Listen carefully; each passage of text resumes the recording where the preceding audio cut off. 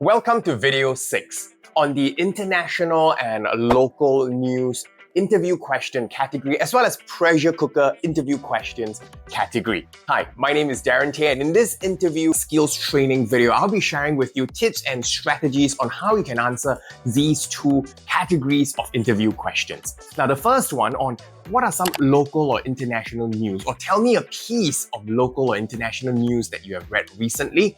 This kind of question, the interviewer or the interviewers, they really want to know whether or not you are keeping yourself up to date as to what is going on around you. Could there be certain events that could affect the things that you are doing? Could there be certain events that could affect the way in which you approach and problem solve? Yeah, so that is the local international news question. Then you have the pressure cooker question, where the question is to test your thinking fast on your feet abilities, and also at the same time see if you're able to keep yourself calm, keep yourself cool, as well as collected. Are you able to respond with wit? Are you able to respond with tact and the right sensitivity? So let's get started and dive straight into the first kind of question. Local international news question. Tell me a piece of local or international news that you have read recently. So here are the 3 steps to answer this question. Step number 1 is to be able to give the very clear headlines. Now, headlines, they are there for a reason. It captures the audience attention, it arouses curiosity, and at the same time, it sets the stage and paves the way for you to further explain, give the facts, and then after that, share with us your opinions. So headlines, it could be crypto millionaire bought a art collection or a art installation art piece with banana duct taped to a wall. That could be an example of the news, and that will catch the audience members' attention. If I'm not wrong, that particular art piece was sold for about more than $6 million US. So if that's the case, then you can share the headlines. Crypto millionaire bought banana duct taped to a wall art piece for more than $6 million US. And he proceeded to eat the banana during the press conference. Yeah, so that is the headline. Step number 2 is to share the factual matrix. Share the facts of the case. What exactly is it about the news? Then you explain a little bit further. You can say that this particular art piece actually took the world by storm, involving a banana just duct taped to a wall. And in fact, if I recall correctly, there were 3 pieces that were sold somewhere along the range of 100 to 150,000 euros for one single piece. Now, Crypto Millionaire decided to purchase the art for more than $6 million US. Now that's step number 2. Then step number 3 is where you share your opinions. What do you think about it? Do you think that's the right move?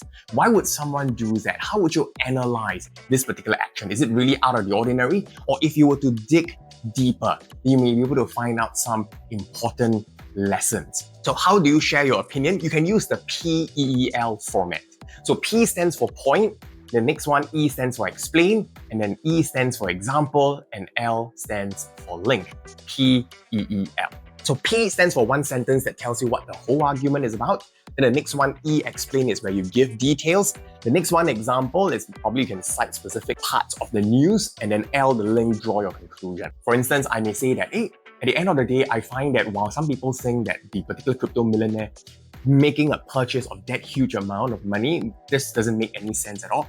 I feel that what is actually very helpful is crypto moves and price moves not just based on tokenomics, not just based on the fundamentals, but it also moves based in some part due to the narrative and due to the hype that's also created in one way or another. And that could be the hype where at one go you get all the international media outlet, news channel to be able to cover that piece of news. So it creates that narrative.